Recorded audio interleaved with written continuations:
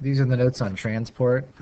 We took notes on the structure of the cell membrane in class, and your homework was to finish up going over the notes. Let me just fit the screen here, make sure that it's a full screen. But if we look at transport, let me move this down here. There we go. Cell transport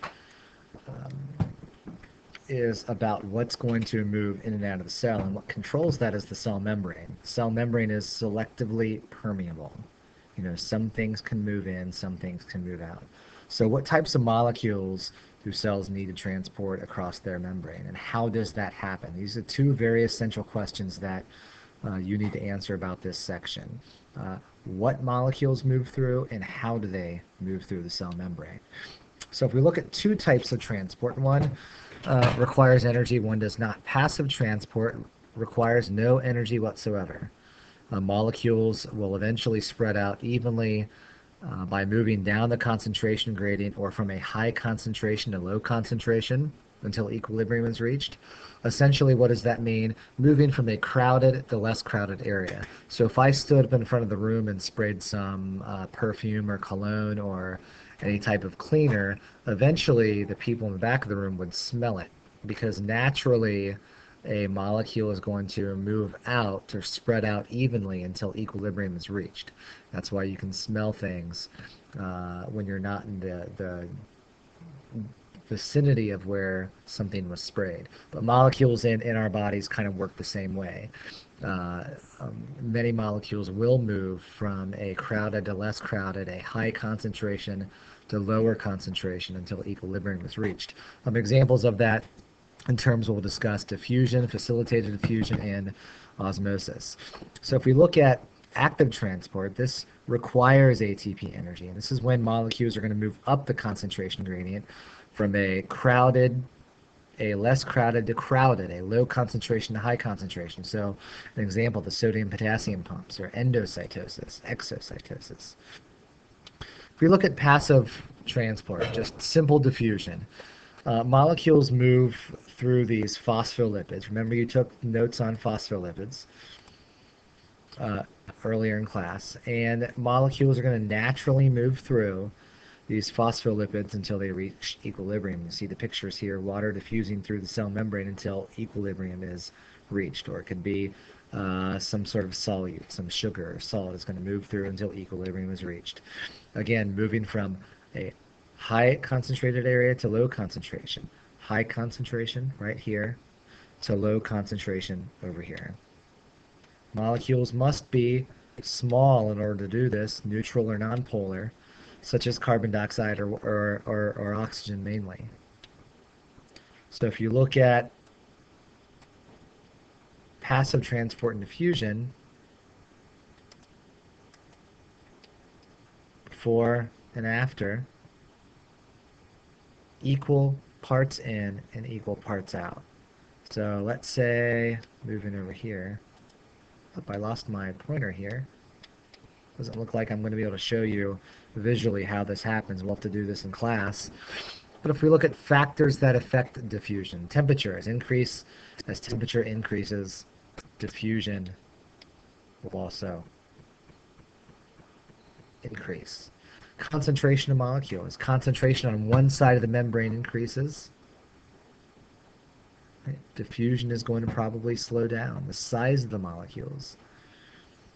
All right, blank molecules have an easier time diffusing across the cell membrane. Smaller molecules have an easier time.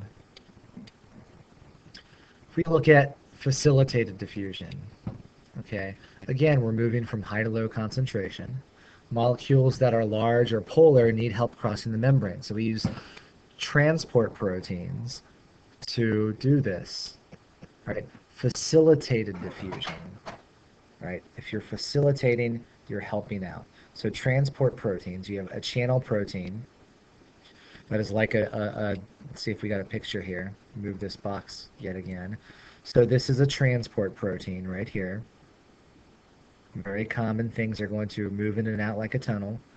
And then you have a carrier protein that's going to help something move in and out. Again, examples would be sodium or glucose, things that are too large to pass through the cell membrane.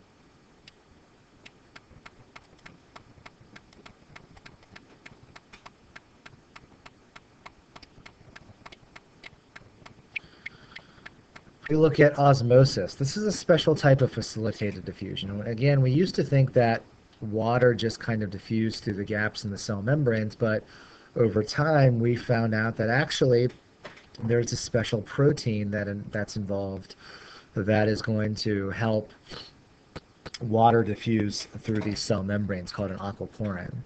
So this protein is going to allow water to travel freely across the cell membrane until equilibrium is reached. And there's a couple different types of solutions. One, we have a hypotonic solution where the concentration of water on the outside of a cell is higher than on the concentration on the inside, so the water is going to move in. In a hypertonic solution, the water on the inside of the cell is a higher concentration than on the water on the outside, so the water is going to move out. Then you have isotonic where the concentrations are equal, and so you have equal movement in and out. So again, my clicker is not working, so I'll have to draw these on the board before. But the problem is if you have too much water coming in, again, hypertonic, a solute concentration is higher on the outside than on the inside, so water's going to move in. Water's going to move out. It's higher on the solute, okay? I don't want to confuse anyone. The solute, so solute, something like salt or sugar, is higher on the outside of the cell, so water is going to move out. That's the same as saying the concentration of water on the inside is higher than on the concentration of water on the out. So water is going to move out. Afterwards, you get a cell that kind of shrinks. And I'll go over these scenarios in class. The cell size is going to decrease. When you look at a hypotonic solution, there's two ways to look at it. One, in the concentration. Again, when you look at these types of osmotic solutions, there's two ways of looking at it. One, by the concentration of water, or two, by the concentration of solute. So a hypotonic solution is when the concentration of water is higher on the outside of the cell than on the inside. So the water is going to move in, trying to equalize the concentration. If you're looking at it from a solute side, the solute is lower on the outside of the cell than on the inside. Either way, water is going to move into the cell, and the cell size is going to get bigger. Isotonic, again, is when solute is the same on the inside than on the outside, so water is going to move in and out at the same rate. Cell size is going to stay the same. So here are some examples again of water moving in and water moving out.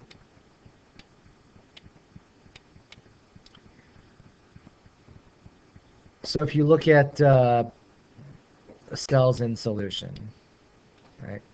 Animal cells, plant cells, you have water going in and the cell might burst. That's called lysine.